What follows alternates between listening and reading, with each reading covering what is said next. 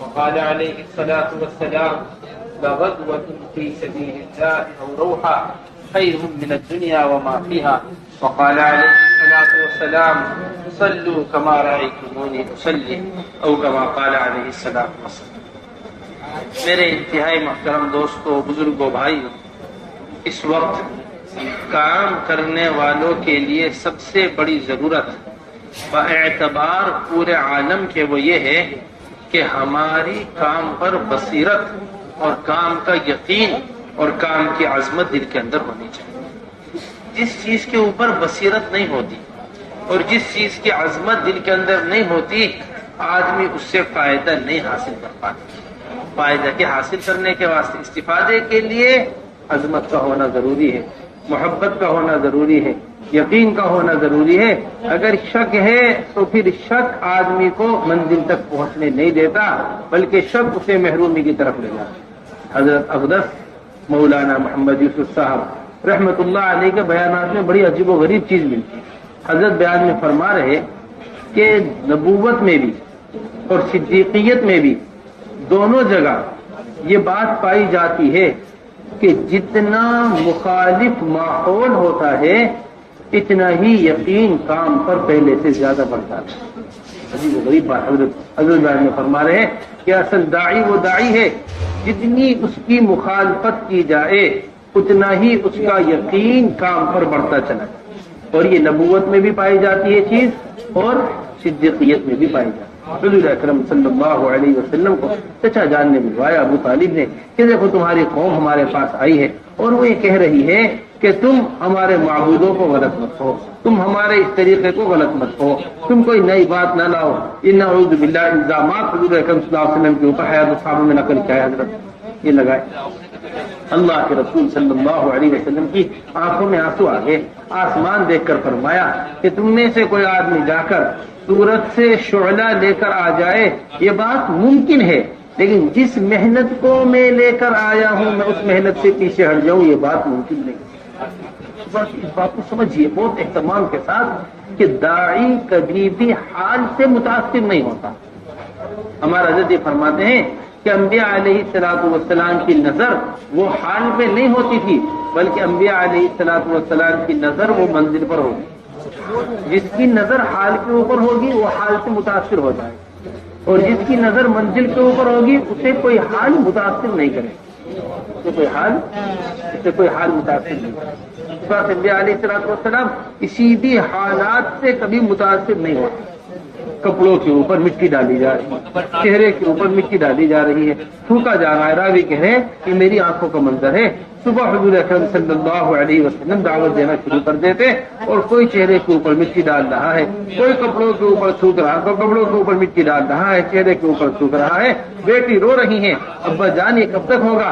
اے میری بیٹی مایوس نہ ہو، کوئی کچا پکا گھر ایسا باقی نہیں رہے گا جہاں تیرے باپ کا دین داخل نہ ہو جائے. عزت والے عزت کے ساتھ قبول کریں گے اور ان کے دل میں عزت نہ ہوگی وہ ذلیل و رسوا ہو کر اس بات کو قبول کریں گے. لیکن کچا پکا کوئی گھر ایسا باقی نہیں رہے گا. ہم تھوڑے سے حال سے متاثر ہو کر وہ کام کو چھوڑ کر پیچھے بیٹھ جاتے ہیں. نہیں، یہ مزاج نہیں ہے نبوت کا. طائف میں حضور اکرم صلی اللہ علیہ وسلم واپس آئے. اتنا غم تھا طائف سے واپسی کا کہ قرن ثالث تک اللہ کے رسول صلی اللہ علیہ وسلم پہنچ گئے. اللہ کے رسول صلی اللہ علیہ وسلم کو ہوش نہیں تھا اللہ کے رسول کہاں سے ملے، کہاں پر. جب یہاں ایک انگور کے باغ میں حضور اکرم صلی اللہ علیہ وسلم تشریف فرما، سامنے عتبہ اور شیبہ بیٹھے ہوئے ہیں، سامنے مکے کے سردار. طائف کے سرداروں نے بات نہیں کی، طائف کے جوانوں نے پتھر مارے، نعلین مبارک قدمین مبارک کے خون سے بھر گئے. یہاں مکے کے سردار کے بیٹے عتبہ اور شیبہ دونوں بیٹھے ہوئے ہیں. اتنا کچھ ہونے کے باوجود، اتنے غمزدہ ہونے کے باوجود ایک غلام کو اللہ کے رسول دعوت دے. کس کو؟ یونس ابن متہ کے واقعات سنا رہے ہیں. ایک غلام عداس انگور بڑھائے، انگور کھانے کے واسطے ہاتھ بڑھایا، بسم اللہ پڑھ کر انگور کھائے. یہ متاثر ہو گئے، فوراً پوچھنے لگے کہ آپ نے کیا پڑھا ہے؟ کہ میں نے بسم اللہ پڑھی ہے. تم کس قوم سے ہو؟ میں فلاں قوم سے ہوں، اس میں میرے بھائی یونس ابن متہ ہے. تو اس بات کو اچھی طریقے سے سمجھیے، یہ ہم نے بڑی اہم بات آپ کے سامنے رکھی. அல்ஹம்துலில்லாஹி வஹ்தஹு வஸ்ஸலாத்து வஸ்ஸலாமு அலா மன் லா நபிய்ய பஅதஹு அம்மா பஅத்.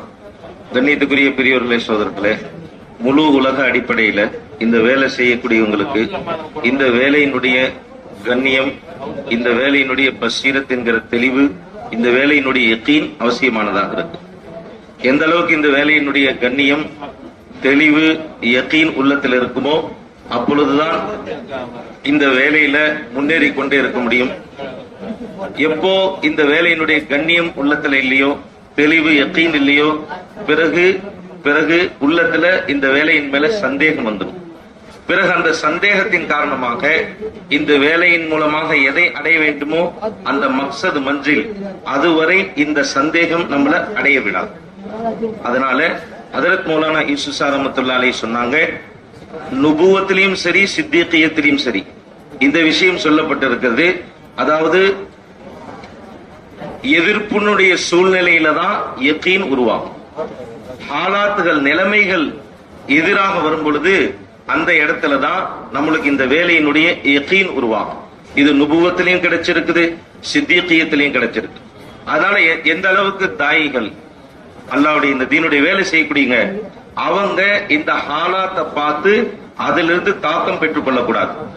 அதன் மூலமாக தங்களுடைய உள்ளத்துல அசர் ஏற்படுத்திக் கொள்ளக்கூடாது. இதன் காரணமாக வேலையில முன்னேற முடியாது.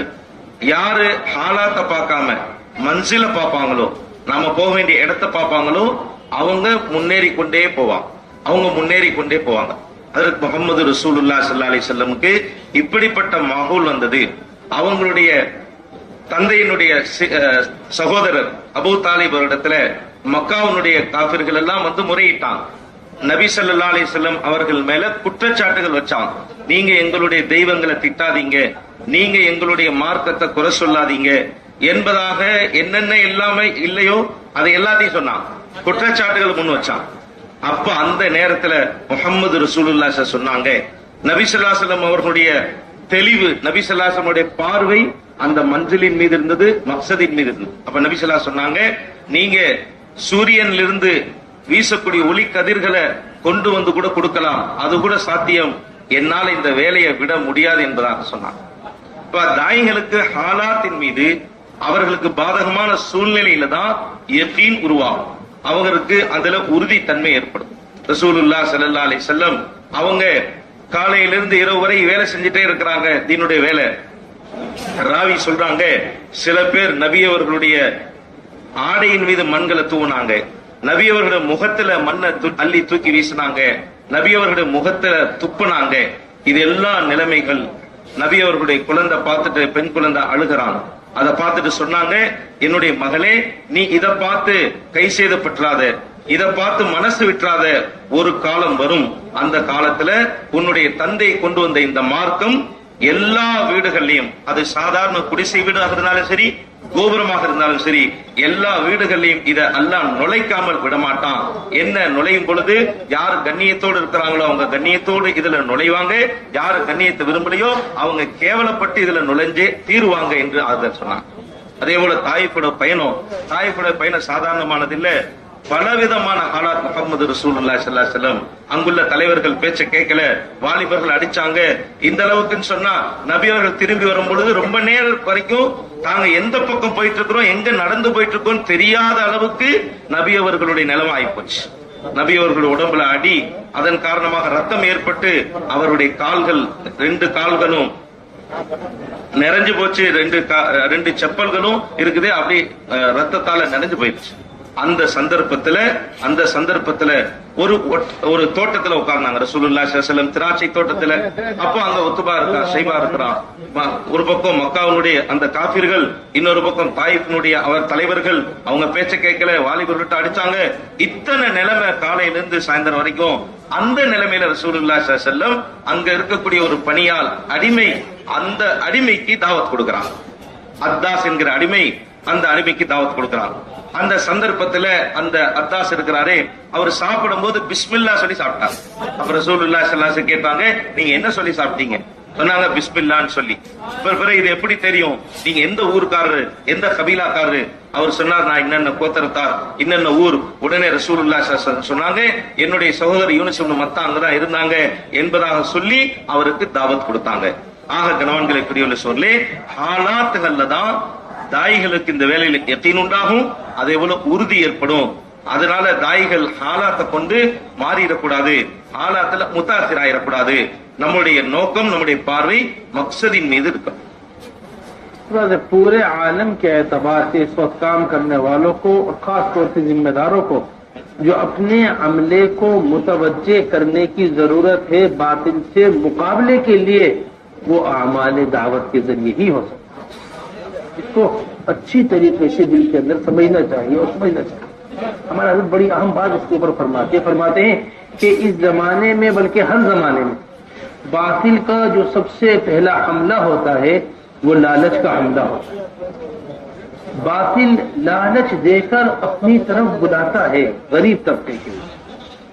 बातिल जब लालच से मायूस होता है तो फिर ये खौफजदा आदमी को करता है। सबसे पहला हमला लालच का हमला, दूसरा हमला खौफ का हमला। अब्दुल्लाह इब्न हुज़ाफा रज़ी अल्लाह तआला अन्हु ये दुश्मन की सरहद पर काम कर रहे हैं, मुल्क रूम की सरहद पर। रूम के बादशाह तागिया ने अब्दुल्लाह इब्न हुज़ाफा रज़ी अल्लाह तआला को पकड़ लिया। अब पकड़कर सबसे पहली चीज जो अब्दुल्लाह इब्न हुज़ाफा के सामने पेश की वो लालच पेश की। और क्या पेश की? लालच पेश की। क्या कहा कि अगर आप हमारी बात को मान लेते हैं तो हम आपको अपनी बादशाहत में शामिल कर देते। फरमाने लगे, सिर्फ तुम्हारी बादशाहत नहीं, अरब की सारी बादशाहत भी मुझे मिले, मैं पलक झपकने के बकदर हुजूर अकरम सल्लल्लाहु अलैहि वसल्लम के लाए हुए दीन को नहीं छोड़। ये दीन के ऊपर इस्तिकामत, ये दीन के ऊपर मजबूती, ये दीन के ऊपर जमना जो था, ये अपने दीन की दाई, अपने दीन की तरफ दावत देना और एक एक हुजूर अकरम सल्लल्लाहु अलैहि वसल्लम के अमल को लेकर सारे आलम में फिरना, इसकी वजह से दीन के ऊपर इस्तिकामत की बुनियादी वजूहात। हज़रात सहाबा रज़ी अल्लाहु अजमईन ऐसे अपने दीन के दाई हुआ करते, ऐसे अपने दीन के क्या थे, अपने दीन के ऐसे दाई के इस्तिकामत। नंबर दूसरी चीज और बड़ी बुनियादी चीज, जब बातिल खौफज़दा, जब बातिल मायूस हो जाता है लालच से, अब ये खौफज़दा खौफ पैदा करता है। हम सबसे पहले मरहले पर ही फिसल जाते हैं। हम तुम्हें नौकरी देंगे, तुम्हें ऐसा लिबास पहनना पड़ेगा, हम तुम्हें नौकरी देंगे, तुम्हें नमाजें अपने औकात से बदलनी होंगी, हम तुम्हें नौकरी देंगे, तुम्हें ऐसे चेहरे रखने होंगे। ऊपर से लेकर नीचे तक पूरा मुसलमान बदल गया एक मामूली सी नौकरी के लालच में। वजह क्या बनी है कि अपने दीन की तरफ बुलाने वाला नहीं, अपने दीन की तरफ क्या नहीं है, नहीं बुलाने वाला। हमारा जो फरमाते दावत दाई के लिए बतौर तरकीज है, मदऊ के लिए बतौर तरकीज। ये तरकीज जो है, ये नेज़े का गाड़ना, जिस तरह जमीन पर नेज़ा गाड़ दिया जाता है, इस तरह दावत देने से बात दिल के अंदर गड़ जाती है, बात दिल के अंदर उतर जाती है। सबसे पहला काम ये गरीब तबके, कमजोर तबकों के ऊपर हमारे सूबों में सबसे ज्यादा मेहनत की जरूरत है। हजरत मौलाना इस्लाम का बयान है जो आपके सामने नकल कर रहे हैं। हजरत बयान में फरमा रहे, अंबिया अलैहिस्सलातु वस्सलाम सबसे ज्यादा 3 तबकों के ऊपर मेहनत किया करते, और हम इस जमाने में सबसे ज्यादा इन 3 तबकों से बेफिक्र ये नजर फेरे हुए हैं, और बातिल की सबसे ज्यादा इन 3 तबकात के ऊपर नजर है, और ये तीनों तबके इर्तिदाद के सबसे ज्यादा करीब होते हैं। कौन फरमा रहे?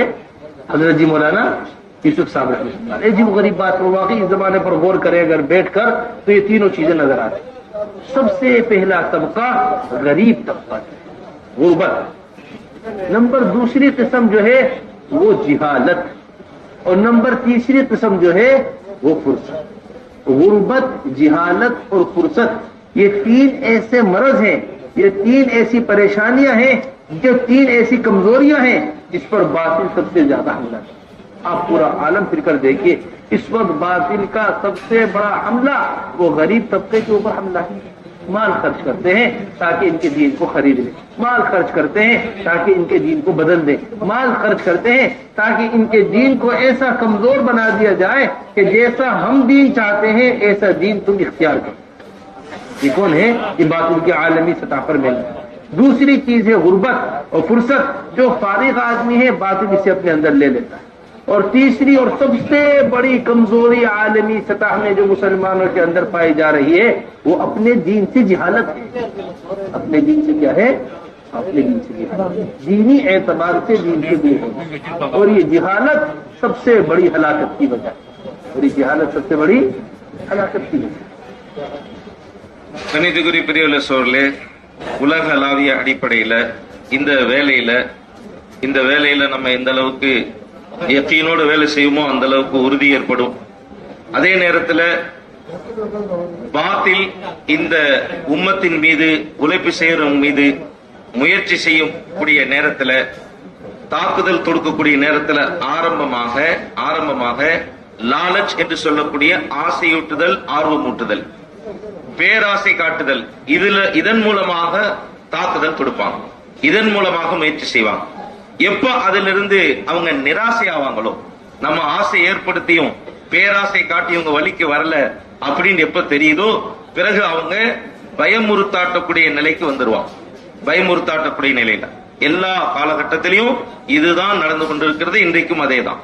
பேராசை காட்டப்படும், உங்களுடைய தீனை விட்டுருங்க, உங்களுடைய தீனுடைய நிலைமைகளை மாற்றிக்கொள்ளுங்க என்பதாக சொல்லி இப்படியான நிலைமை ஏற்படுத்தப்படும். அப்துல்லா இப்னு ஹுதாஃபா ரலியல்லாஹு தஆலா அவங்க ரோம் நாட்டினுடைய எல்லையில வேலை செஞ்சு கொண்டிருந்தாங்க. அந்த நேரத்தில் அந்த நாட்டு அரசன் அவங்கள கைது செஞ்சிட்டான். கைது செஞ்ச பிறகு அவர்கள்ட்ட சொல்லப்பட்ட விஷயம் என்னவென்றால், என்னுடைய அரசாட்சியிலிருந்து உங்களுக்கு பங்கு கொடுப்போம், நீங்க உங்களுடைய தீனை விட்டுருங்க என்பதாக சொல்லப்பட்டது. அப்ப ஹஜ்ரத் சொன்னாங்க, அப்துல்லா இப்னு ஹுதாஃபா ரலியல்லாஹு அவர்கள், நீங்க உங்களுடைய அரசாட்சியிலிருந்து பங்கு கொடுக்கிறது மட்டும் இல்ல, முழு இந்த அரபுனுடைய அரசாட்சியையும் நீங்கள் கொடுத்தால் கூட என்னுடைய கண் இமை சிமட்டும் நேரம் கூட என்னுடைய முஹம்மது ரசூலுல்லாஹி ஸல்லல்லாஹு அலைஹி வஸல்லம் அவர்களுடைய தீனை நான் விட்டுக் கொடுக்க மாட்டேன் என்று சொன்னார். தாய் எவ்வளவு தாவத் கொடுக்கிறாரோ, தன்னுடைய தீன் பக்கம் அழைப்பு கொடுக்கிறாரோ, தன்னுடைய முஹம்மது ரசூலுல்லாஹி ஸல்லல்லாஹு அலைஹி வஸல்லம் சுன்னத்துடைய அடிப்படையில தன்னுடைய எல்லா அமல்களையும் செய்து கொண்டு மற்றவங்களுக்கு தாவத் கொடுக்கிறாரோ, அவர்களுடைய உள்ளத்துல உறுதித்தன்மை ஏற்படும், இஸ்திகாமத் ஏற்படும், ஸ்திரத்தன்மை ஏற்படும். அந்த ஸ்திரத்தன்மையின் மூலமாகத்தான் தன்னுடைய தீனை பாதுகாத்துக் கொள்ள முடியும். தன்னுடைய தீனிலிருந்து விலகி செல்வதிலிருந்து நம்ம பாதுகாத்துக் கொள்ள முடியும். அதனால தாவத் இருக்கிறதே மற்றவங்களுக்கு தர்தீப் யாருக்கு கொடுக்கப்படுவதோ, மாறாக யாரு தாயா இருக்கிறாங்களோ அவங்களுக்கு இந்த தாவத் இருக்குது, அது ஸ்திரமாக ஆகிவிடுகிறது உள்ளத்துல. அதன் காரணமாக இவங்களிடத்துல இஸ்திகாமத். அதனால பெரியோர்களே சகோதரர்களே, இன்றைக்கு பாத்திலுடைய தாக்குதல் அப்படிங்கிறது, அவர்களுடைய உழைப்பு அப்படிங்கிறது 3 தபகாக்களின் மேல, 3 தரப்பினர் மேல ஏற்படுது என்பதாக ஹஜ்ரத் மௌலானா யூசுப் ஷா ரஹ்மத்துல்லாஹி அலைஹி தங்களுடைய பயானத்தில் எழுதிக்கிறாங்க. இது ரொம்ப ரொம்ப முக்கியமான விஷயம், ரொம்ப யோசிக்க வேண்டிய விஷயம், ரொம்ப ஒரு நாசுக்கான விஷயமா இருக்கிறது. அதில் சொன்னாங்க 3 வகையான தரப்பினர் இருக்கிறாங்க. இந்த 3 வகையான தரப்பினர் தான் தீனை விட்டு தூரமா இருக்கிறாங்க. இன்னும் சொல்ல போனா எதிரிகள், காபிர்கள் அவர்களுடைய உழைப்புக்கு இலக்காக இருக்கிறாங்க. நாமளும் இவர்கள் 3 பேரின் பக்கம் நாமும் நம்முடைய சிந்தனைகளை செலுத்தாமல் இருக்கிறோம். அந்த 3 தரப்பினர் யார் அப்படின்னு சொன்னா, அதுல கரீப் தபகா, அதாவது ஏழ்மையானவங்க, உலக ரீதியில அவங்க இடத்துல எந்த விதமான பணம் காசு இல்லாத அந்த மக்கள் இருக்கிறாங்க. இவங்க மேல அதிகமான உழைப்பு நடக்குது. அவங்க இடத்துல துன்யாவுடைய ஆசை காட்டப்பட்டு உங்களுக்கு வேலை கொடுப்போம், நீங்க உங்களுடைய உடைகளை மாற்ற வேண்டியது இருக்கும்.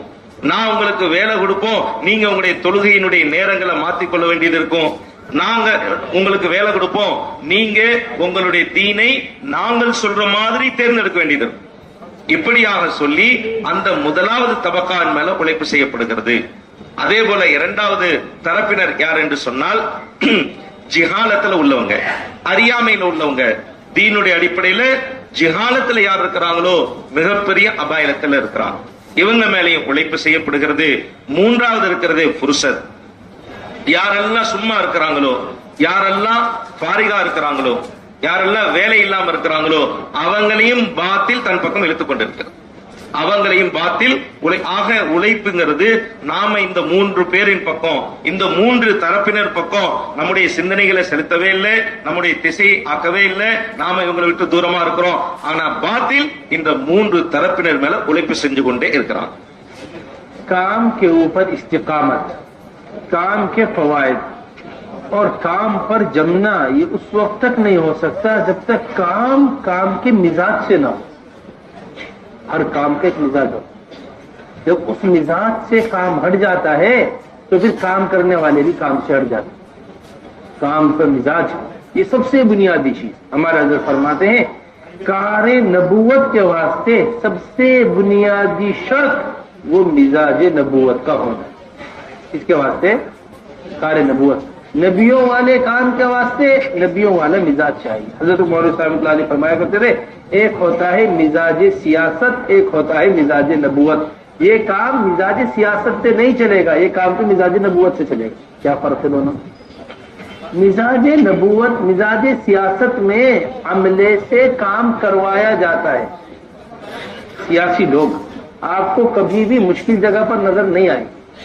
कोई हादसा आ गया, कोई बात पेश आ गई, कोई मुश्किल घड़ी आ गई, कोई मुश्किल वक्त आ गया, कोई मुश्किल परेशानी आ गई, ऐसे में वो आखिर में आते हैं जब काम निबट जाता है। और मिजाज नबूवत ये है कि मुश्किल घड़ी में नबी अपने अमले से आगे नजर आते हैं। मुश्किल घड़ी में कोई भी मुश्किल घड़ी ऐसी नहीं होगी जहां हुजूर अकरम सल्लल्लाहु अलैहि वसल्लम अपने सहाबा से पीछे हो। हर जगह हुजूर अकरम सल्लल्लाहु अलैहि वसल्लम आगे, हर जगह पर आते। मस्जिद नबी बन रही है, पत्थर उठाया नहीं जा रहा, पेट का सहारा लेकर अल्लाह के रसूल पत्थर उठा रहे। अबू हुरैरा आए, या रसूलल्लाह मुझे दे दीजिए पत्थर। एक सहाबी आया, या रसूलल्लाह मुझे दे दीजिए। नहीं, जिस अजर के तुम मुस्तहिक हो उस अजर का मैं मुस्तहिक। ये मिजाज नबूवत। खंदक आई, चट्टान आ गई, फरमाया ये नहीं कि इधर से खोद लो उधर खोद लो, कोशिश करो कोई रास्ता निकालो कोई जगह, नहीं। सुनते ही ये फरमाया अना नाजिल, मैं खुद उतरता हूँ, मैं खुद उतरता हूँ खंदक के। चादर रखी खंदक के किनारे पर और अल्लाह के रसूल सल्लल्लाहु अलैहि वसल्लम कहाँ उतर गए? खंदक के अंदर उतर गए। हमें खंदक सबक देता है काम करने वालों को। साहबी आकर कह रहे या रसूलल्लाह भूख है और भूख की वजह से पेट पर पत्थर बना हुआ है। अब यहाँ पेट पर पत्थर के जवाब में फौरन पेट खोलकर दिखाया, अगर तुम्हारे पेट पर एक पत्थर है तो तुम्हारे नबी के पेट पर 2 पत्थर बने। तुम्हारे नबी के पेट पर क्या है? अगर उम्मती के पेट पर क्या है? 1 पत्थर है, तो नबी के पेट पर कितने पत्थर बने हुए हैं? 2 पत्थर मेरे पेट पर, मैं भूख बर्दाश्त कर। ये असल काम है कि मैदान के अंदर काम करने वाले जिम्मेदार जितना आगे बढ़ेंगे इतना पीछे वाला अमला के वास्ते रास्ता खुलेगा, आगे बढ़ेंगे। साहब फरमाते हमने हयात साहब में हज़रत ने नकल किया है, हमें मजबूत तरीन आदमी शुमार होता था वो आदमी जो मैदान जंग में हुजूर अकरम सल्लल्लाहु अलैहि वसल्लम के बराबर में खड़ा हो। जहां मैदान जंग की एक कैफियत है वहां मुसल्ले की एक कैफियत है कि पीछे खड़ा होने वाले साहबी रिवायत में कह रहे या रसूलल्लाह इतनी लंबी नमाज आपने पढ़ी है कि मैं तो नमाज में थक गया। मैं नमाज में क्या हुआ? एक तरफ है ताहा मा अंज़लना अलैकल कुरआन लितश्क़ा और दूसरी तरफ है लअल्लका बाख़िउन नफ़्सका अल्ला यकूनू। एक इबादत है, एक दावत। एक क्या है? इबादत। एक क्या है? दावत। इसलिए ये सबसे बुनियादी चीज है। आप हजरात अपने सूबे की सफ़े अव्वल हैं और सफ़े अव्वल का ये निजाम होता है कि सफ़े अव्वल जितना आगे बढ़ती है मस्जिद में नए लोगों के आने की जगह भी बनती है और जो मस्जिद में पहले से लोग हैं उन्हें नमाज पढ़ने का मौका मिलता है। लेकिन अगर सफ़े अव्वल ही पीछे हट जाए तो नए लोगों का आना तो बहुत बात की चीज है। जो लोग मौजूद हैं वही नमाज से महरूम हो जाएंगे, ना रुकू मिलेगा ना सजदा मिलेगा। क्या हो गया? जिस सफ़े अव्वल आगे बढ़ने के बजाय पीछे अपने कुर्बानियों में, अपने मुजाहिदों में, अपने गश्तों में, अपने खुरूज में, बैरून के तकाज़ों में जितना जिम्मेदार आगे बढ़ेगा पीछे अमले के वास्ते काम के रास्ते खुलेंगे। கண்ணியத்துக்குரிய பெரியவர்களே, இந்த வேலையில இஸ்திகாமத்தாக இருப்பது, இந்த வேலைகள்ல உறுதியோடு இருப்பது, இந்த வேலையின் மூலமாக பிரயோஜனம் ஏற்படுவது, இது எல்லாமே இந்த வேலையை நாம் இந்த வேலையினுடைய மிசாஜோட சுபாவத்தோட செய்வதில் தான் அல்லாஹ் தஆலா வச்சிருக்கிறான். எப்போ இந்த வேலையினுடைய சுபாவத்திலிருந்து நாம விலகிடுவோமோ, பிறகு இந்த வேலையில உறுதியாக இருப்பது, இஸ்திகாமத்தாக இருப்பது, இந்த வேலையை கொண்டு பிரயோஜனம் பெற்றுக் கொள்வது நடக்காது. எனவே நம்முடைய ஹதரத் மௌலானா சாஹிப் தாம் பரகாத்துஹு சொல்லுவாங்க, காரே நபுவத் கே லியே மிசாஜே நபுவத் ஷர்த் है. இந்த வேலை நுபுவத்துடைய வேலைக்காக நுபுவத்துடைய சுபாவம் அவசியமாக இருக்கு. நுபுவத்துடைய வேலையை நுபுவத்துடைய சுபாவத்துல நாம செய்யணும். அதற்கு மௌலானா யூசுப் ரஹ்மத்துல்லாஹி சொல்லுவாங்க, ரெண்டு வகையான மிசாஜ் இருக்கு, ரெண்டு வகையான சுபாவம் இருக்கு. ஒன்னு சியாசின்னு சொல்லக்கூடிய அரசியல் சுபாவம், இன்னொன்னு இருக்கு மிசாஜ் நுபுவத் நபித்துவ சுபாவம். இதுல சியாசி சுபாவம் என்னன்னு சொன்னா, சியாசி மிசாஜ் என்னன்னு சொன்னா, அதுல உள்ள முன்சப்ல உள்ளவங்க, முன்னாடி உள்ளவங்க, பொறுப்பாளிங்க, பின்னாடி உள்ளவங்கள்ட்ட வேலைகளை செய்யுமாறு ஏவுவாங்க, வேலைகளை செய்ய வைப்பாங்க. ஏதாவது கஷ்டமான காலகட்டம், இக்கட்டான சூழ்நிலை, கடினமான சூழ்நிலை வந்து விட்டால் அவர்கள் பின்னாடி இருப்பாங்க. கடைசி அவங்க வந்து சேர்றதுக்குள்ள முன்னாடி உள்ள பொதுமக்கள், முன்னாடி உள்ளவங்க அந்த வேலைகளை முடிச்சிருப்பாங்க. ஆனா மிசாஜே நுபுவத்துங்கிறது, நுபுவத்துடைய நபித்துவ சுபாவம் அப்படிங்கிறது இருக்குது, எல்லா கஷ்டமும் வர்றதுக்கு முன்னாலே, எல்லா சிரமங்களும் வர்றதுக்கு முன்னாலே, இக்கட்டான சூழ்நிலை வர்றதுக்கு முன்னாலே முஹம்மது ரசூலுல்லாஹ் ஸல்லல்லாஹு அலைஹி வஸல்லம் சஹாபாக்களுக்கு முன்னாடி இருப்பாங்க, சஹாபாக்களுக்கு முன்னாடி இருப்பாங்க. எந்த நிலையிலையும் சீரத்துல பார்க்கவே முடியாது. ஏதாவது ஒரு கஷ்டம் வந்தது, சிரமம் வந்தது, இக்கட்டு வந்தது, அந்த நேரத்துல ரசூலுல்லாஹ் ஸல்லல்லாஹு அலைஹி வஸல்லம் பின்னாடி இருந்தாங்க, இப்படி ஒரு இடத்துல கூட பார்க்க முடியாது. மஸ்ஜித் நபவியுடைய கட்டுமானம் நடந்து கொண்டிருக்குது, அந்த நேரத்துல எல்லாரும் வேலை செஞ்சுட்டு இருக்கிறாங்க. ரசூலுல்லாஹ் ஸல்லல்லாஹு அலைஹி வஸல்லம் ஒரு மிகப்பெரிய கல்லு, அதை தன்னுடைய வயிறோடு சேர்த்து அதை அப்படி கடினமான முறையில் தூக்குறாங்க. அபூ ஹுரைரா ரலியல்லாஹு அன்ஹு வந்தாங்க, யார சொல்லலாம் நீங்க ஏன் செய்றீங்க, நான் தூக்குறேன். இன்னொரு சஹாபி வந்தாங்க, யார சொல்லலாம் நான் தூக்குறேன். ரசூலுல்லாஹ் ஸல்லல்லாஹு சொன்னாங்க, கூலி வாங்குறதுல சவாபுடைய விஷயத்துல உங்களை விட நான் குறைஞ்சவன் அல்ல, எனக்கும் தேவை என்று சொன்னாங்க. கந்தக்குடைய சந்தர்ப்பம் வந்தது, அகலுடைய போர், அந்த சந்தர்ப்பத்துல எல்லாரும் வேலை செஞ்சாங்க, குழி தோண்டிட்டு இருந்தாங்க. ரசூலுல்லாஹ் ஸல்லல்லாஹு அலைஹி வஸல்லம் அவங்களும் இருந்தாங்க. கடினமான சூழ்நிலை வந்துருச்சு, ஒரு பாறையை உடைக்க முடியல. அந்த இடத்துல ரசூலுல்லாஹ் சொன்னாங்க, அனா நாசில், இப்ப நான் இறங்குவேன்னு சொன்னாங்க. இதான் நுபுவத்தை மிசாஜ். மிசாஜ் நுபுவத்துன்னு சொன்னா நபித்துவ சுபாவம்டா. கஷ்டம் வந்துருச்சா அப்ப நாங்க இருப்போங்க, கஷ்டம் வந்துருச்சா நாங்க முன்னாடி இருப்போம். ரசூலுல்லாஹ் ஸல்லல்லாஹு அலைஹி வஸல்லம் அதை செஞ்சு கொடுத்தாங்க. சஹாபாக்கள் நின்று இருந்தாங்க, பசியோட பட்டினியோட, ரொம்ப கஷ்டமான நேரம். அந்த நேரத்துல சொன்னாங்க, யார சொல்லலாம் எங்களுடைய வயிறுகளை பாருங்க அப்படின்னு சொல்லி தூக்கி காட்டினாங்க. எல்லோருடைய வயிற்றிலையும் பசியின் காரணமாக கல் வைக்கப்பட்டிருந்தது, ஒரு கல் வச்சு கட்டியிருந்தான். உடனே ரசூலுல்லாஹ் சொன்னாங்க, உங்களுடைய வயிற்றுல ஒரு கல்லுன்னா உங்களுடைய நபியினுடைய வயிற்றுல 2 கல் என்றுதான். இதுதான் நுபுவத்துடைய மிசாஜாக இருக்கிறது. நுபுவத்துடைய மிசாஜ் ரசூலுல்லாஹ் ஸல்லல்லாஹு அலைஹி வஸல்லம் எந்த அளவுக்கு சொன்னா, சஹாபாக்கள் சொல்றாங்க, போருடைய மைதானத்துல எங்களே பலசாலி யாருன்னு நாங்க கருதுவோம் அப்படின்னா, யாரு நபிக்கு சமமாக நின்று போராடுறாங்களோ அவங்களை எங்களுக்கு சமமானவராக கருதுவோம். அந்த அளவுக்கு நபி உறுதியோடு முன்னாடி நிற்பாங்க. நபி ஸல்லல்லாஹு அலைஹி வஸல்லம் தொழுகையில் இருக்கும்போது அப்படித்தான். பின்னாடி உள்ளவங்க எல்லாம் சொல்லுவாங்க, யா ரசூலல்லாஹ் உங்களுடைய தொழுகையினுடைய இவ்வளவு நீளமாயிடுச்சு, நாங்க கீழே விழுந்துட முடியாமன்னு சொல்லி.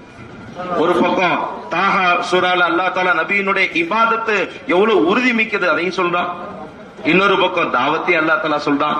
தாவத்தினுடைய கவலை, அந்த ஹிலாபத் ஒரு பக்கம், இபாதத்தின் பக்கம் ஹிலாபத். அந்த நீங்க உங்களுடைய இந்த கவலையில, தாவத்துடைய கவலையில, மக்களுடைய கவலையில உங்களை நீங்களே அழிச்சுக் கொள்வீர்கள் போல் இருக்குது. அதனால இந்த மாநிலத்துல இங்க வந்திருக்கிற இந்த மக்கள் இருக்கிறீங்களே, நீங்க முன்சப்ல உள்ளவங்க எப்பவுமே முன்னாடி போய்கிட்டே இருக்கணும். அப்ப என்ன ஆகும், பின்னாடி மக்கள் வருவதற்கு இன்னும் ஏதுவாக இருக்கும், இடங்கள் கிடைக்கும். பின்னாடி இருந்து மக்கள் வர செய்வாங்க. உள்ள இருக்கிறவங்களும் நிம்மதியா தொழுதுட்டு இருப்பாங்க, அதிகமா தொழுவாங்க, அதிகமாய்பாத்துல இருப்பாங்க. ஆனால் இப்ப முன்சப்ல இருக்கிறவங்க முன்னாடி போகல, மாறாக பின்னாடி வந்து கொண்டே இருக்கிறாங்கன்னு சொன்னா, அங்க பின்னாடி வர வர இடம் இருக்காது, புதிய மக்கள் உள்ள வர்றதுக்கு வாய்ப்பே இல்லாம போயிடும். அது மட்டுமல்ல, யார் அங்க நமக்கு பின்னாடி இருக்கிறாங்களோ அவங்க தொழுகிறது கூட கஷ்டமாயிரும், ருக்கு செய்ய முடியாது, சஜ்ஜா செய்ய முடியாது. காரணம் என்ன, முன்னாடி உள்ளவங்க பின்னாடி வந்துட்டு இருக்காங்க. அதனால கனவான்களை போய் சொல்ல, யார் முன் சப்ல இருக்கிறீங்களோ தாங்க முன்னாடி போகணும். இதுதான் மிசாஜ் நபுவத்தாக இருக்குது, நபித்துவ சுபாவமா இருக்கு. दूसरी और सबसे अहम और बुनियादी चीज जो मिजाज नबूवत में मिलती है वो मुआमनत एक दूसरे के साथ है। आपस में मुकाबला नहीं बल्कि आपस में मुआमनत होनी चाहिए। हजरत मौलाना रहमतुल्लाह का बड़ा जामे लफ्ज है और बड़ा उम्दा बात हजरत जी हजरत फरमाते, वो फरमाते हैं कि वो अदना काम जो आपस की इज्तिमाइयत के साथ हो उस आला काम से बेहतर है जो इफ्तिराक के साथ है। जहाँ इफ्तिराक होता है वहाँ गीबतें चलती हैं और गीबतें सारी नेकियां खा जाती, और गीबतें सारी नेकियां। कैसे प्यारा जुमला कि हजरत जी मौलाना यूसुफ साहब रहमतुल्लाह अलैह का हिजाज मुकद्दस का बयान है मदीना मुनव्वरा में हजरत फरमाते। इस वास्ते हुजूर अकरम सल्लल्लाहु अलैहि वसल्लम ने हर हाल में साथियों को साथ लेकर चलना और साथियों के अंदर इज्तिमाइयत और मोहब्बत को बाकी रखना, ये सबसे बुनियादी चीज। हम अपने जिम्मेदारों के साथ इज्तिमाइयत के साथ सिमट कर रहें, हम अपने काम करने वाले पुराने साथियों के साथ एहतमाम के साथ रहें। पुराने साथी दिमाग की तरह होते हैं और नया अमला वो आज़ा की तरह होता है। आज़ा होता है ना जिस्म के, हाथ है। अब कोई ये नहीं कहेगा, हाथ ये नहीं कह सकता कि जी मेरे अंदर इतनी मजबूती है कि मुझे दिमाग की जरूरत नहीं है। पैर ये नहीं कह सकता कि मेरे अंदर इतनी मजबूती है कि मुझे दिमाग की जरूरत नहीं है। हमारे पुराने बूढ़े हो गए हैं, उन्हें काम नहीं होता, हम काम करके दिखाएंगे। उनसे मशवरा नहीं होता, हम मशवरा करके दिखाएंगे। उनसे चलना फिरना नहीं होता, हम चल फिर कर दिखाएंगे। नहीं, ये ऐसा नहीं। मजबूत से मजबूत उज़्व भी अगर दिमाग से कट जाता है तो इसे मफलूज कहा जाता है। क्या हो गया इसके ऊपर? फालिज हो गया। क्यों हो गया फालिज? क्यों जी, इसका ताल्लुक दिमाग से खत्म हो गया, न हिलने के काबिल रहा न करने के काबिल। दूसरों की तो क्या जरूरत पूरी करता, खुद अपनी जरूरत पूरी करने के काबिल नहीं रहा। दूसरों की तो क्या। इसलिए मेरे मोहतरम दोस्तों, ये बात अच्छी तरीके से अल्लाह का बड़ा फजल है। हम अभी तमिलनाडु के इज्तिमा में शिरकत की, तमिलनाडु की कारगुजारी सुनी, आप हजरात के साथ जो से इख्तिलात हुआ, आप हजरात के अहवाल लिए, आप हजरात के साथ मुस्तकिल बैठना हुआ, आपके सूबे के अंदर जाना हुआ। अल्लाह का फजल है, एक तरक्की की तरफ तेजी के साथ काम चल रहा है। अब जब काम तेजी के साथ किसी तरक्की की तरफ जा रहा हो तो शैतान की सबसे पहली कोशिश ये होती है कि इन्हें ऐसे गैर जरूरी चीजों में उलझा दिया जाए कि जरूरी चीजें निगाहों से दूर हो जाए। जरूरी चीजें निगाह से दूर हो जाए। इस बात से इमाम गजाली ने इहयाउल उलूम में नकल किया कि शैतान तुम्हें देख रहा है, शैतान तुम्हारी घात में है, तुम शैतान की घात में नहीं। शैतान तुम्हारी दुश्मनी याद रखे हुए है, तुम शैतान की दुश्मनी को भूल गए।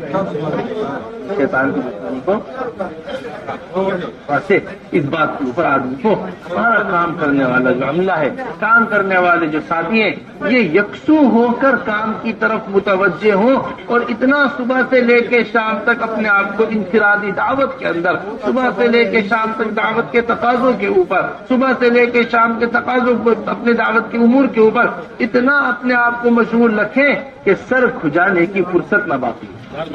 सर खुजाने के अंदर है साहिब मिशकात ने बाब कायम किया है, बाबुल वसाविस। बाबुल बड़ी जबरदस्त बात नकल की है। उसमें कहा है कि शैतान सबसे पहला वसवसा डालता है, वो कुफ्र का वसवसा डालता है। किसके वसवसा डालता है? कुफ्र।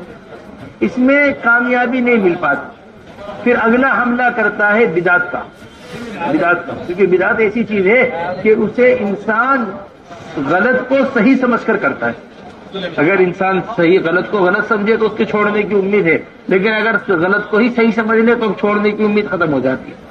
इसमें कामयाबी नहीं मिलती, अब कबायर की तरफ आदमी को लेकर आता है, कबीरा गुनाहों की तरफ। कबीरा गुनाहों में कामयाबी नहीं मिलती तो सगीरा गुनाहों की तरफ इंसान को मुतवज्जे करता है।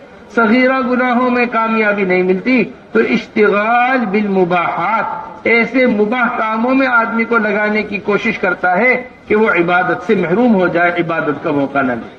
जब इसमें भी शैतान को कामयाबी नहीं मिलती तो फिर शैतान का आखिरी हमला आला से अदना पर लेकर आने का हो। यहाँ तक लिखा है कि आदमी खड़ा हो गया है नमाज की नियत बांधने के लिए, तो अब सारे दिन के काम गिराकर ये कहेगा कि तुम थक गए हो, अगर पढ़ ही रहे हो तो खड़े होके ना पढ़ो, कम से कम बैठ कर ही पढ़ लो ताकि अजर आधा हो जाए, ताकि अजर क्या हो जाए। सोचिए तो, मिशकात की रिवायत है कि फजर में उठने वाला आदमी जो फजर की नमाज पढ़ने के बाद से उठ रहा है, शैतान उसे इस तरह सुलाता है जिस तरह माँ बच्चे को थपथपी देकर सुलाती है। हमारी बात बहुत इत्तमाम इसका नकल कीजिए। देखे ना, बच्चा सो जाए फजर में, उठा है, अगर ये उठ गया तो सबको उठा देगा पूरे घर को, तो पूरा घर क्या होता है, परेशान, माँ परेशान हो जाती है फौरन, वो बच्चे को थपथपी देकर। सोचने की बात यह है, जब एक फजर में उठने वाले आदमी पर शैतान की ये कोशिश है कि इसे फजर की नमाज न पढ़ सके, इसे थपथपी देकर सुला रहा है, जो सारे आलम में फजर को जिंदा करने के लिए उठा हो, उस पर शैतान की क्या मेहनत हो, यानी सारे आलम में नमाज को जिंदा करने का, सारे आलम में दीन की फिक्र को लेकर फिरने के वास्ते अपने घर को उठा है, उसके ऊपर शैतान की क्या मेहनत। கணிதக்குரிய பெரியவர்ல சொல்லு. இரண்டாவது அடிப்படையான விஷயம் இருக்கே, இந்த வேலையில நமக்கு மத்தியில முஆமனத் என்று சொல்லக்கூடிய ஒருத்தருக்கு ஒருத்தர் உதவி செய்து கொள்ளுதல். இந்த வேலையில எப்ப முன்னேற முடியும்னு சொன்னா, ஒருத்தருக்கு ஒருத்தர் உதவிகள் செய்வதன் மூலமாகத்தான் முன்னேற முடியும். மாறாக ஒருத்தருக்கு ஒருத்தரை எதிர்த்து நின்று கொண்டு ஒருத்தருக்கு ஒருத்தர் முகாபலா செய்து கொண்டிருந்தால் இந்த வேலையில முன்னேற முடியாது. ஹஜ்ரத் மௌலானா யூசுஃப் ரஹ்மத்துல்லாஹி ரொம்ப அருமையான ஒரு விஷயம் சொல்லுவாங்க, ரொம்ப பொருத்தமான ஒரு விஷயம் சொல்லுவாங்க. உங்களுடைய ஒற்றுமையோட நீங்க செய்யக்கூடிய சின்ன காரியம் இருக்குதே, சின்ன அமல் இருக்குதே, அது நீங்க ஒற்றுமை இல்லாம செய்யக்கூடிய நிறைய காரியங்களோட, பெரிய பெரிய காரியங்களோட உங்களுக்கு சிறந்ததாக இருக்கும் என்று சொல்லுவாங்க. நீங்க ஒற்றுமையோட இஸ்திமாயத்தோட ஒரு சின்னதா ஒரு விஷயம் செய்யறதுக்கு, அது இஸ்திமாயத் இல்லாம நீங்க செய்யற பெரிய காரியங்களோட உங்களுக்கு சிறந்ததாக இருக்கு. மாறாக உங்களுக்கு மத்தியில இஃப்திராக்னு சொல்லக்கூடிய பிரிவினைகள் வந்து விட்டால், பிறகு நீங்க ஒருத்தருக்கு ஒருத்தர் புறம் பேசுவதில் ஈடுபடுவீங்க. பிறகு இந்த புறம் பேசுற இந்த கீபத்திற்கு உங்களுடைய எல்லா நன்மைகளையும் அழித்து விடும். அதனால கனவான்களே, பெரியவர்களே, நீங்க உங்களுடைய பொறுப்புதாரிகளோட சாத்திகளோட சேர்ந்து இருந்து வேலை செய்யும். நம்முடைய பொறுப்புதாரிகள் இருக்கிறாங்க, அவங்களோட எப்பவுமே சேர்ந்து இருக்கணும். சொல்லுவாங்க, பழையவங்க இந்த வேலையில, பெரியவங்க வயசாயிருச்சு, இவங்க இருக்கிறாங்களே இந்த வேலையில மூளை போல.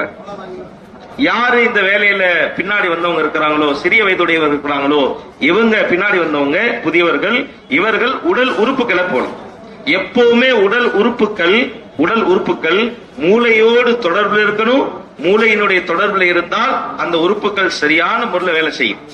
எந்த ஒரு உறுப்பு, ஒரு கை சொல்லாது நான் இவ்வளவு உறுதியா இருக்கேன் அதனால எனக்கு மூளையினுடைய அவசியம் இல்லைன்னு கை சொல்லாது. கால் சொல்லாது மூளையினுடைய அவசியம் எனக்கு தேவையில்லை, நான் உறுதியா இருக்கேன் சொல்லவே சொல்லாது.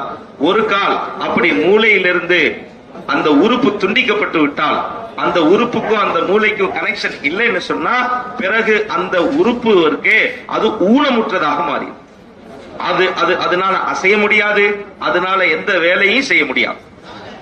மற்றவங்களுக்கு என்ன உதவி செய்யறது, அந்த உறுப்பு தானாக இயங்குறதுக்கே முடியாம போயிடும்.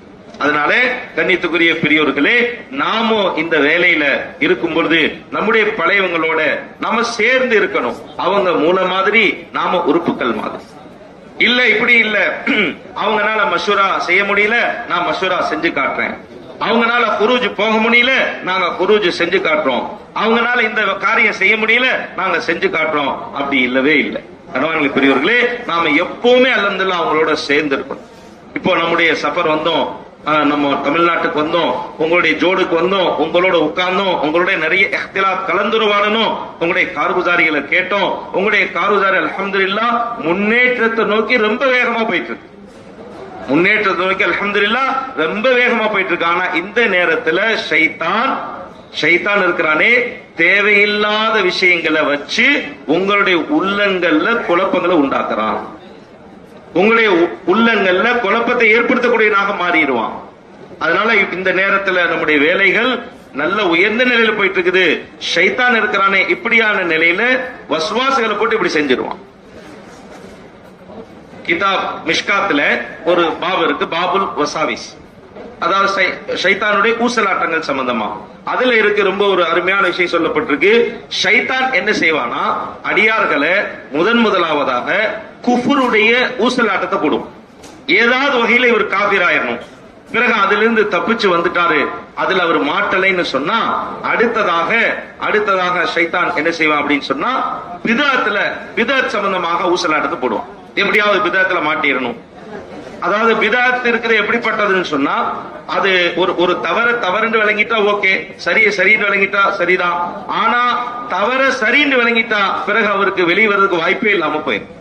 ஷைத்தான் என்ன செய்வான், ரெண்டாவது எப்படியாவது பிதஅத்துல அவரை மூழ்கடிக்கணும்னு நினைப்பான். இப்ப அதுல இருந்து ஒருத்தர் வெளியே வந்துட்டாருன்னு சொன்னா பெரும்பாவங்களை சிக்க வைக்கிறது சம்பந்தமான ஊசலாட்டங்களை போடுவான். இப்ப அதுலயும் அவர் மாட்டல, சிறிய பாவங்கள்ல ஈடுபடுவதற்காக ஊசலாட்டத்தை போடுவான். பிறகு அதுலயும் அவரு மாட்டல என்று சொன்னால் ஆகுமான காரியங்கள்ல ஈடுபட வைப்பான். இபாதத்துகளை விட்டு மஹ்ரூமாக்கிடுவான். ஆகுமான காரியத்துல தான் நான் ஈடுபடுறேன்னு சொல்லி அவர் ஈடுபட்டுட்டு இபாதத்துகளை விட்டு தூரமாக ஆயிடுவார்.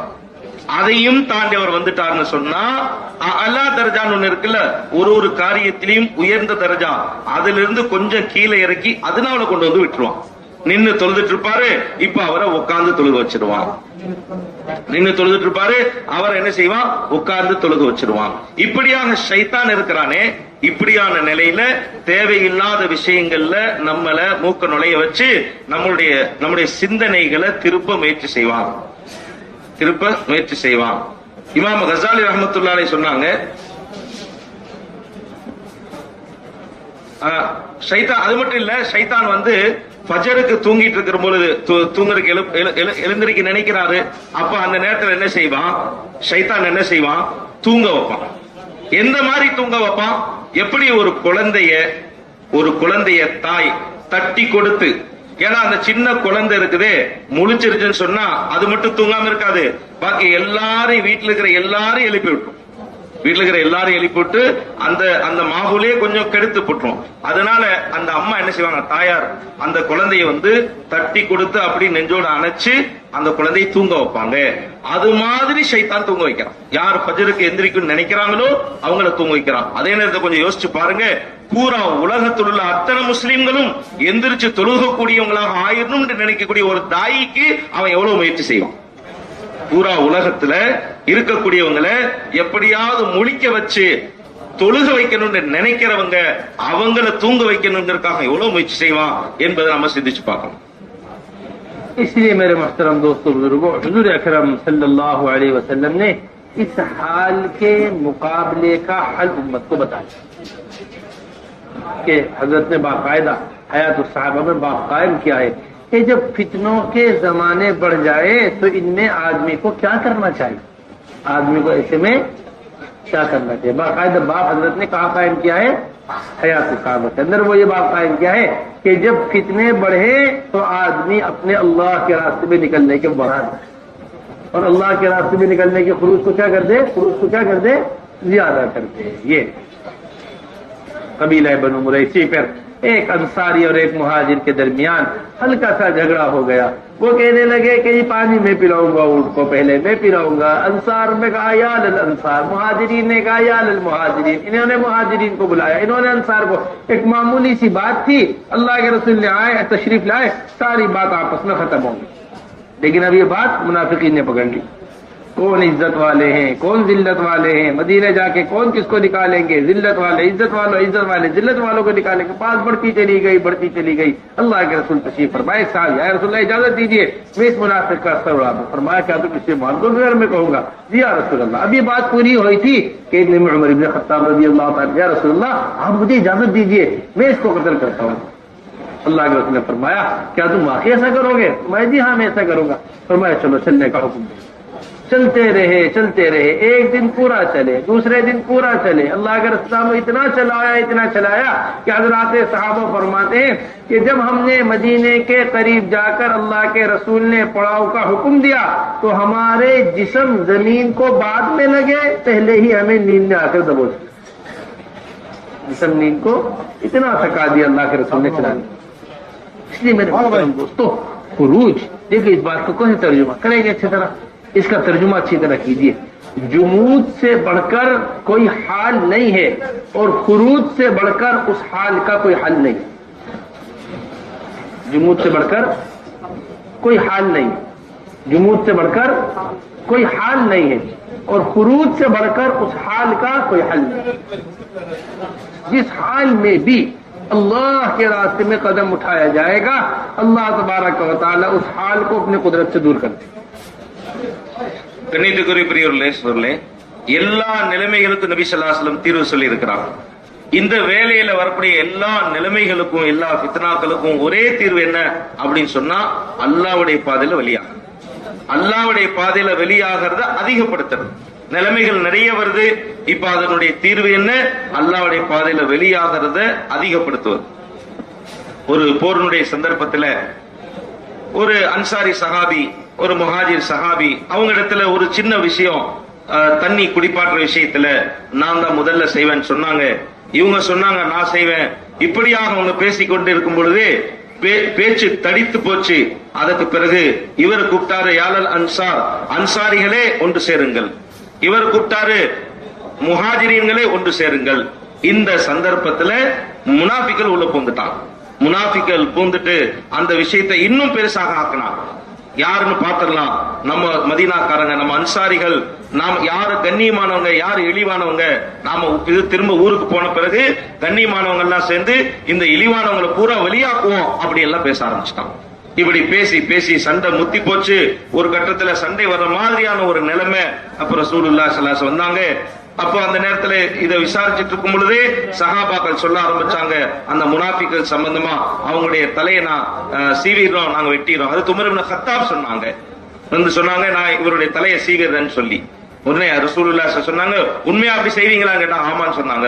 உடனே ரசூலுல்லாஹி ஸல்லல்லாஹு அலைஹி வஸல்லம் அந்த ஜமாத்தை அங்க இருந்து உடனடியா கிளம்ப சொன்னாங்க. உடனே கிளம்புங்க, பிறகு கிளம்புங்கன்னு சொன்னாங்க. உடனடியா நடக்க வச்சாங்க, பிரயாணம் செய்ய வச்சாங்க. அந்த ஒரு நாள் முழுக்க பிரயாணம் செஞ்சாங்க, அடுத்த நாளும் முழுக்க பிரயாணம் செஞ்சாங்க. பிறகு மதீனாவுக்கு பக்கத்துல வந்து எப்பொழுது அங்க எல்லாரும் வந்த பிறகு அங்க தங்க சொன்னாங்களோ, சஹாபாக்கள் சொல்றாங்க, நாங்கள் நடந்து நடந்து பிரயாணம் தொடர்ச்சியா செஞ்சு இந்த அளவுக்கு நாங்க களைச்சு போயிட்டோம். பூமியில எங்களுடைய உடம்பு ரெண்டாவது தான் பட்டது, அதுக்கு முன்னாடி எங்களுடைய கண்கள்ல தூக்கம் வந்து போச்சுன்னு சொன்னாங்க. அந்த அளவுக்கு களைப்பாயி நாங்க தூங்கணும். ஏன் காரணம் என்ன? ஃபித்னாவுடைய தீர்வு குரூஜ் தான், அல்லாஹ்வுடைய பாதையில வெளியாகிறது. அதனால ரசூலுல்லாஹி ஸல்லல்லாஹு அலைஹி வஸல்லம் அந்த ஹாலாத் வந்த உடனே சஹாபாக்களை வெளியாக்குனாங்க, ஆக்கி கொண்டே இருந்தாங்க. அவங்க அந்த ஒரு கட்டத்துல போயிட்டாங்க. அதனால எந்த நிலைமை வந்தாலும் சரி, எந்த நிலைமை வந்தாலும் சரி, அதுக்கு ஒரே தீர்வு இருக்க குரூஜ் தான் சொன்னாங்க. ஜுமூதுன்னு சொல்லக்கூடிய அல்லாஹ்வுடைய பாதையில வெளியாகாமல் இருப்பது, இதை விட பெரிய பெரிய ஹாலத் நிலைமை, மோசமான நிலைமைங்கிறது வேற ஒண்ணும் கிடையாது. அதே போல குரூஜ்னு சொல்லக்கூடிய அல்லாஹ்வுடைய பாதையில வெளியாகிறது இருக்கே, இதை விட அந்த நிலைமைக்கு தீர்வு வேற ஒண்ணும் இல்லை. ஜுமூதுன்னு சொல்லக்கூடிய அல்லாஹ்வுடைய பாதையில வெளியாகாம ஒரே இடத்துல நிக்கிறது, இதை விட மோசமான நிலைமைங்கிறது வேற ஒண்ணு கிடையாது. அந்த நிலைமைக்கு தீர்வுங்கிறது அல்லாஹ்வுடைய பாதையில வெளியாகுதல் அப்படிங்கிறது தவிர வேற ஒரு தீர்வு கிடையாது.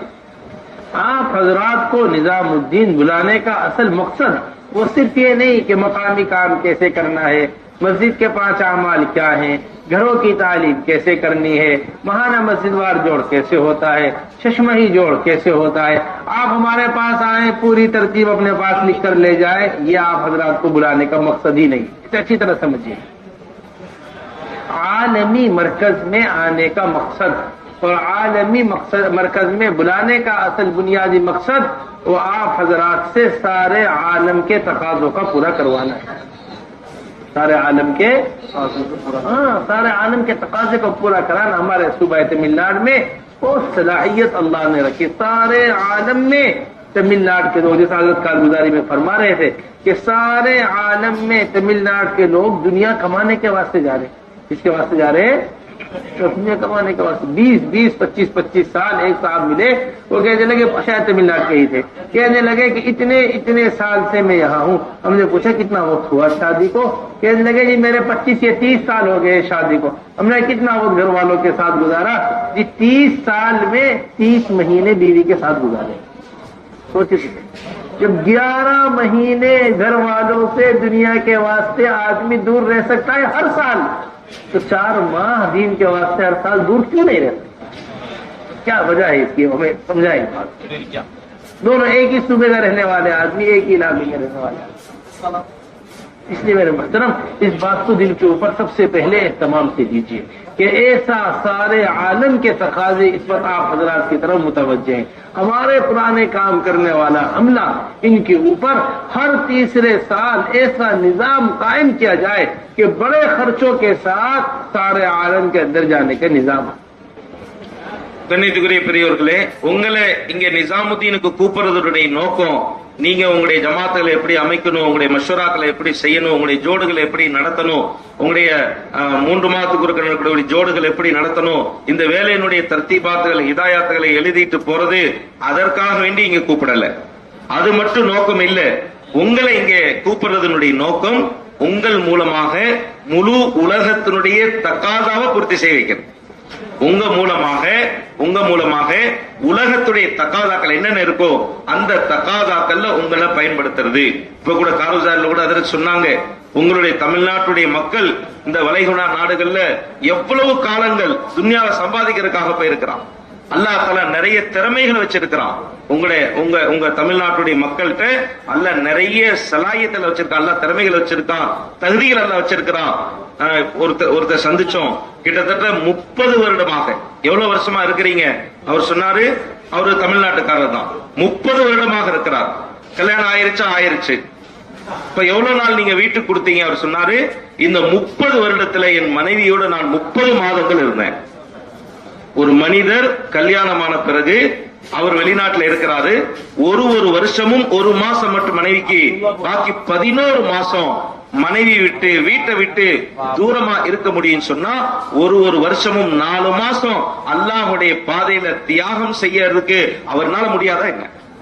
கனவான்களே, பெரியவர்களே, அதனால தாங்க இங்க வந்ததனுடைய நோக்கம் உங்கள் மூலமாக பூரா உலகத்துடைய தக்காதா உங்களுடைய ஒரு 3வது வருஷமும் நிறைய செலவுகளை எடுத்துக்கொண்டு அல்லாஹ்வுடைய பாதையில தாங்க வெளிநாடுகளுக்கு போகணும். அதன் மூலமாக உலக நாடுகளுடைய தக்காதாக்களை தாங்க பூர்த்தி செய்யணும். कितने उलमा हजरात खास तौर से साल लगाए हुए तशरीफ लाए। देखिए, हमारा तो साल लगाए हुआ कोई आलिम ऐसा बाकी ना रहे जो दूसरे साल के लिए तैयार ना हो, और दूसरा साल लगाया हुआ कोई आलिम ऐसा बाकी ना रहे जो तीसरे साल के लिए तैयार ना हो। இங்க எத்தனை உலமாக்கள் இருக்காங்க, அவங்கள கவனத்துல வைங்க. நம்மள எந்த ஒரு ஆலிமும் வருடம் கொடுத்தவங்களாக இருந்தா அவங்க 2வது வருடம் கொடுக்காமல் ஒரு ஆலிம் கூட முதல் வருஷம் கொடுத்தவங்க இருக்கக்கூடாது. அதே போல 2ஆம் வருடம் கொடுத்த உலமாக்கள்ல ஒருத்தர் கூட 3வது வருடம் கொடுக்காமல் இருக்கக்கூடாது. இந்த நிலைமையில உங்களுடைய தர்த்தீபுகளை தஷ்கீல்களை அமைச்சு கொள்ளணும். सबसे पहले दूसरा साल लगा हुए सारे उलमा अपनी जगह पर खड़े होकर इरादे करें कि इंशाअल्लाह हम तीसरे साल के लिए तैयार है. அதனால இப்போ எந்த மஜ்மால இருக்கக்கூடிய 2வது வருடம் கொடுத்த உலமாக்கள் தங்களுடைய இடத்துல இருந்து எந்திரிச்சு நின்று 3வது வருடத்துக்காக கொஞ்சம் தயாராகுங்க இன்ஷாஅல்லாஹ். कौन है दूसरा साल लगाए हुए उलमा हजरात? माशाअल्लाह माशाअल्लाह माशाअल्लाह, वाह जी वाह, वाह जी वाह, वाह जी वाह, 50 के करीब हो गए दूसरे साल लगाए हुए माशाअल्लाह. और साल वाले कौन है? साल वाले भी दूसरे साल के लिए सब खड़े हो जाए. साल लगाए हुए उलमा हजरात दूसरे साल के लिए முதல் வருஷம் கொடுத்தவங்க 2வது வருஷத்துக்காக வேண்டி எந்திரிச்சு நில்லுங்க. முதல் வருஷம் கொடுத்த உலமாக்கள் இருந்தா 2வது வருஷத்துக்கு எந்திரிச்சு நில்லுங்க. माशाअल्लाह माशाअल्लाह, वाह वाह वाह वाह वाह. ऊपर भी है इंशाअल्लाह. ये सब तरतीब बना लें, बैठ कर लगा. अब हमारे पूरे मजमे के अंदर जितना 3 मरतबा 4 माह लगाए हुए साथी है, वो बैठे बैठे इरादा कर ले कि इंशाअल्लाह हमें बैरून जाना है. அதே போல இந்த மஜ்மால 3 சில்லா முடிச்சவங்க இன்ஷா அல்லாஹ் வெளிநாட்டுக்காக நாங்க தயாராவோம் சொல்லி உட்கார்ந்த நிலையிலே நியத் செய்து கொள்ளுங்க இன்ஷா அல்லாஹ். கை தூக்குங்க. माशाअल्लाह माशाअल्लाह, वाह वाह वाह वाह वाह वाह. अल्लाह बेहद मुबारक. सालाना तरतीब हमारी ऐसी होनी चाहिए जो सालाना खुरूज कर रहे हैं, हर साल का जिनका खुरूज है. एक साल अपने कमजोर सूबे के कमजोर अजला के अंदर, अपने सूबे के कमजोर अजला के अंदर, दूसरे साल का खुरूज दीगर सूबों के कमजोर अजला के अंदर, और तीसरे साल का खुरूज वो मुल्क से बाहर 5 माह बैरून के लिए. और ये सारे खुरूज तमाम से 4-4 महीने के ही होने चाहिए. நம்முடைய குரூஜுடைய தர்த்தீப் என்னவா இருக்கணும்? பழைய உங்களுடைய 1வது வருஷம் உங்களுடைய 4 மாசம் உங்களுடைய மாநிலத்தில் உள்ள பலகீனமான ஜில்லாக்கள்ல டிஸ்ட்ரிக்ட்ல நீங்க கொடுக்கணும். 2வது வருஷத்துடைய குரூஜ் இருக்கு உங்களுடைய இணைப்பு மாநிலத்துடைய பலகீனமான ஜில்லாக்கள்ல கொடுக்கணும். 3வது வருஷம் நீங்க 4 மாசம் 5 மாசம் வெளிநாடுகளுக்கு ஆண்டி போகணும். இந்த வருடாந்திர உங்களுடைய குரூஜுடைய தர்த்தீப் முழுக்க முழுக்க நீங்க 4 மாசமாகவே ஆக்கிக் கொள்ளணும். ஒரு வருஷமும் 4 மாசம் இதே தர்த்தீப்ல ஆக்கிக் கொள்ளணும். और इस बात का पूरी तरीके से हमारा पूरा सूबा तमिलनाडु अज़म करे कि ये हजरात जो इस वक्त हमारे जोड़ में आए और वो हजरात जिनसे हम बाकायदा इनके सूबे में जाकर हमने मुलाकात की है, पुराने काम करने वाले अमला, पुराना काम करने वाले साथी, ये 2-2 महीने लेकर निजामुद्दीन आए। निजामुद्दीन आना कोई बरकत के वास्ते नहीं है सिर्फ, बल्कि निजामुद्दीन आना पूरे आलम में हरकत के वास्ते है, ताकि इन हजरात से सारे आलम में हरकत होती है। அதே போல இங்க எத்தனை நபர்கள் தாங்க வந்திருக்கீங்களோ, அதே போல நாங்க அங்க வந்தப்போ எத்தனை நபர்கள் அங்க எங்களை சந்திச்சாங்களோ, நாங்க அவங்க முன்னாடி இருந்தோமோ, நீங்க எல்லாரும் இன்ஷா அல்லாஹ் நியத் செய்யுங்க. ஒரு வருடமும் நீங்க நிசாமுதீனுக்கு 2 மாசம் எடுத்துக்கொண்டு இங்க வரணும் இன்ஷா அல்லாஹ். இங்க வர்றது பரக்கத்துக்காக இல்ல, மாறாக உங்கள் மூலமாக பூரா உலகத்துல ஹரக்கத் ஏற்படணும், வேலை உண்டாகணும், அதுக்காக வேண்டி வரணும் இன்ஷா அல்லாஹ். तैयार है सब इंशाअल्लाह? எல்லாரும் தயாரா இன்ஷா அல்லாஹ்? अल्लाह ताला बहुत मुबारक फरमाए, अल्लाह कबूल करे।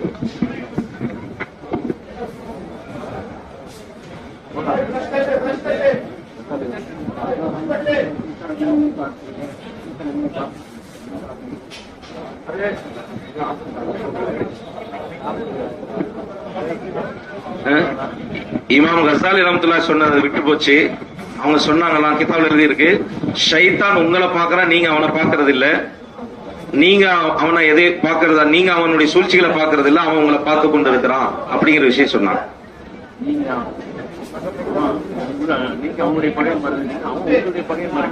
அதே போல நீங்க அவன் உங்களுக்கு பகைவன்கிறத நீங்க மறந்துட்டீங்க, ஆனா நீங்கள் பகைவன்கிறத அவன் எப்பவுமே ஞாபகம் வச்சிருக்கான்னு சொன்னான்.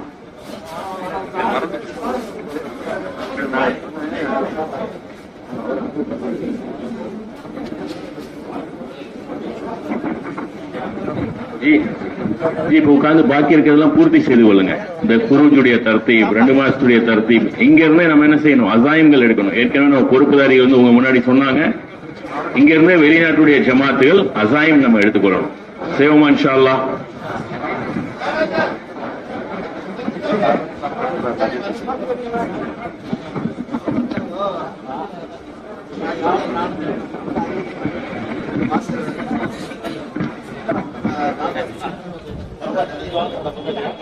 Gracias.